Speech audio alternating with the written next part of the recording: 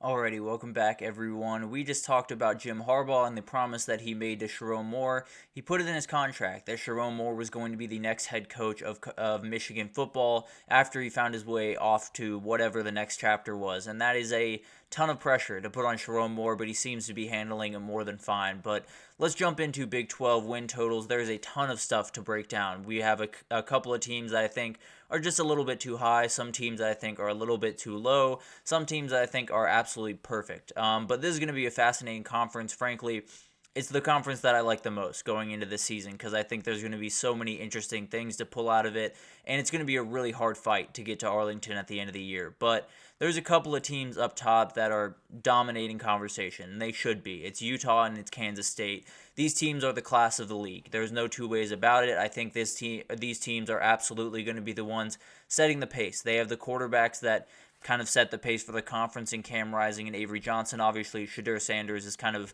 his own special example where the team around him is not necessarily what you want, but is still a very talented player. But you have Avery Johnson and Dylan Edwards at Kansas State is going to be one of the most electrifying duos in the entire country. There's no two ways about that. Utah is as steady as possible. When Kyle Whittingham is there, they're going to win a lot of football games and possibly even win a conference or two. So definitely a really, really good team. Both teams are the teams currently I expect to be in Arlington. I haven't made a pick yet. I probably won't make a pick until August, but definitely the teams that, as of right now, stand out in my mind. And then you got Kansas at 8.5 wins. Definitely a really interesting team. Jalen Daniels is one of the most under-talked about guys in the entire country. When he is healthy, this team wins a ton of games. They started 5-0, I believe, in 2022, if I'm not mistaken, before he got injured. Last year, he had some injury troubles as well, but when he's on the field, they're a totally different team. Now, he's got to stay on the field, and that's a huge if for him, but he's a really, really talented player, and I really hope that he stays healthy because he's one of my favorite players in the entire country. And then you have Devin Neal, you have a trio of receivers. That offense is going to be really, really solid. The floor is super high, and then the ceiling is obviously remarkably high with the talent that they have in that room. But when you have Devin Neal, when you have the three wide receivers that they have, when you have a guy like Jalen Daniels that has run that offense to a very high clip, you're going to be good. You're going to at least be good. You're going to at least score some points. Now, if they can hit a ceiling, then it's going to get really interesting in Lawrence. But we'll definitely break that down as the season goes on. But the 7.5 is where the huge, massive teams is, and that's likely where the conference will be decided. Is these 7.5 teams maybe pulling an upset, maybe making a run, maybe a dark horse team in this bunch. But Arizona is the biggest unknown in my eyes in this conference, where you have Noah Fafita, you have Tatori McMillan, and I absolutely love that duo, one of the best quarterback wide receiver duos in the entire country, but you lose Jed Fish. You're bringing in Brent Brennan, who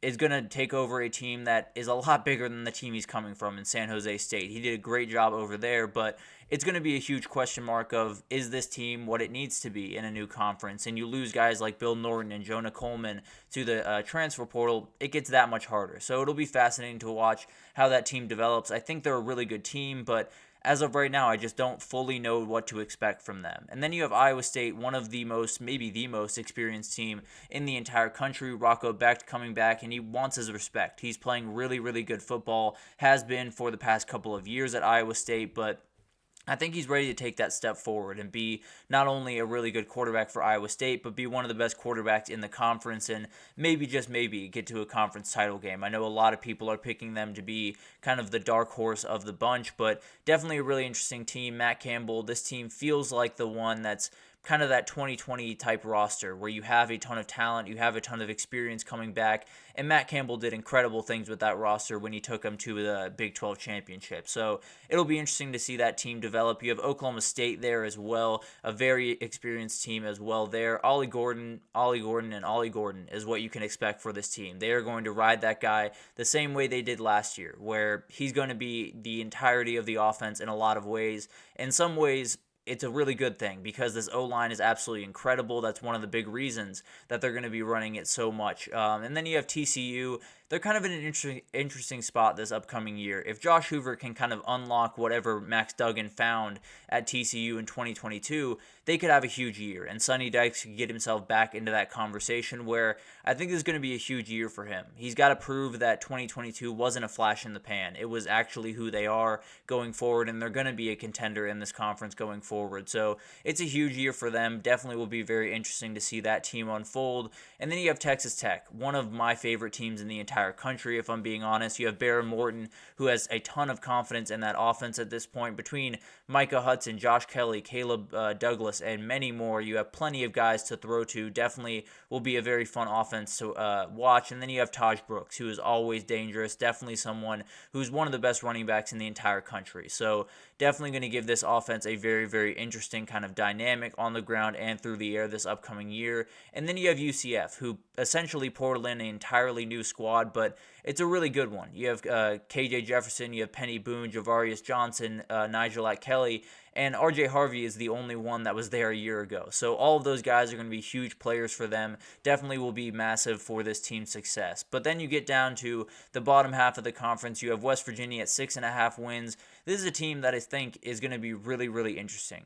They're getting some love after what they had in 2023, which was a really good year. Garrett Green is a huge reason for all that love because he plays the game the exact way that you want to. It's kind of that, level of swagger, intensity that he brings is going to be a huge chip for them going into this season. And then you have Jaheim White, one of the most interesting players in the conference. Definitely a really good running back. Could make some noise for an all Big 12 team. Definitely a really talented guy that's kind of just hitting what he could do in this league. And then you have the 5.5 guys. You have Baylor, Cincinnati, Colorado, 3 teams that are kind of in weird spots. Baylor feels like a program going in the wrong direction, if I'm being totally honest. You have Dave Aranda there, and I really like him. I think he's a very good coach. But since that big-time season that they had, it's kind of been slowly reeling back, and it's not necessarily what you want to see. Now, you did bring in Daquan Finn, who's one of my favorite players in the entire country, so I do like this team a little bit, but Baylor over the last couple of years has not necessarily inspired a lot of confidence in their fan base, I suppose. And then you have Cincinnati with Brendan Sorsby. Bringing him in is absolutely huge. Dante Corleone is another really fun player to watch for them on the defensive line, but I don't know. This team is going to probably be towards the bottom of the conference, at least until further notice. Scott Satterfield feels like he's starting to set his feet, maybe get this thing moving, but it's still going to be tough. And then you have the best reality TV show in college football, the Colorado Buffaloes. Will definitely be a very interesting team this upcoming year. Has a lot of promises that were made by Dion and company about what they can do and what they will do this upcoming year. Will they? I don't know. But I know there are a lot of people that love the over. I would maybe lean that way, but I wouldn't touch it, if I'm being totally honest. And then you have the 4.5 boys. You have Arizona State, BYU, and Houston. Arizona State feels like a program that's just kind of revving their engine. They have every ability to put it into gear and to get moving. And Kenny Dillingham is one of those guys that I really, really like as a head coach, but they need to put it into gear. They need a spark plug. They need something to happen this upcoming year, whether it's beating Arizona maybe, or beating Utah, or beating one of these big-time teams in the conference. It'll be interesting to see what this team can do. And then you have Boise State, who I think could make some noise. Definitely a very interesting team, bringing in Jerry Bohannon, but it's going to be a tough road. There's no two ways about that. Provo's not the easiest place to play, so maybe they spring an upset there, but they're definitely fighting an uphill battle with a lot of these teams just being more talented and more deep than they are. And then you have Houston. I think they just need a couple of big moments this year. Beat one big team on national television, show the people that Willie Fritz at least has it somewhat rolling over there, and then you can really get going. And I think it'll be a really good team in time, but they're going to really definitely have to buckle down and at least get one big-time upset this upcoming year. But let's get into too high, too low, and on the money. I think TCU and Cincinnati are just a little bit too high. I don't love this TCU team. I think there's too much moving parts for that team to really be successful in this conference this upcoming year. I think Josh Hoover is a good player. I don't think he stacks up to the other quarterbacks in this conference. So I don't necessarily love where TCU's at. I think there might be a reality where 2022 was kind of a flash in the pan type season, and everything is kind of stagnant from now on. But we'll see what happens. And then you have Cincinnati. I just don't love this team. I think they're fighting a real uphill battle with all of the other people around him. They don't necessarily have the experience or the talent to go along with it. So I don't know. It doesn't seem like they're necessarily going to be in a position where they're going to be able to really make a lot of noise this year. Then you have the two low teams. I think Oklahoma State is definitely too low. They return so much experience. They have one of the highest floors in the entire country, in my opinion. Can do some really, really incredible things this year. Alan Bowman coming back, Ollie Gordon back, most of the wide receivers back, all of the O-line back. There's tons of things they can do, and I think they get to 8 wins pretty comfortably, honestly. And then you have West Virginia at 6.5. They're building something over there. There's no two ways about that. I feel like Neil Brown finally set his feet, knew exactly what they were going to do, and Garrett Green is a huge reason they're moving forward as quickly as they are. So they'll be really interesting to watch. And then I have Baylor a little bit too low, and this is really just because I love Daquan Finn. I think he is an entire offense by himself. He can do some really, really incredible things that I think will definitely help this team. And then when you have Dave Aranda calling the defense, you're going to be pretty successful. And I think he has enough experience there to where they're going to be able to be much better than they were a year ago. And then everyone else I think is pretty much on the money. You could argue Arizona or Colorado is a little too low. You could argue Kansas or UCF might be a touch high. But at the end of the day, I think most of those numbers are pretty much on the money. But all of these are going to be all over the place because it's one of my favorite conferences in the country. But with that comes a lot of very weird things that are going to happen. There's no two ways about that. So we'll definitely break that down throughout the season, give you guys an update on how the Big 12 is going. But for now, we'll take our third break, and when we come back, we're going to do Big 12 Cinderellas. We have a couple of teams that I want you guys to watch that'll be really interesting this upcoming season. So we'll break that down right after this, so stick with us.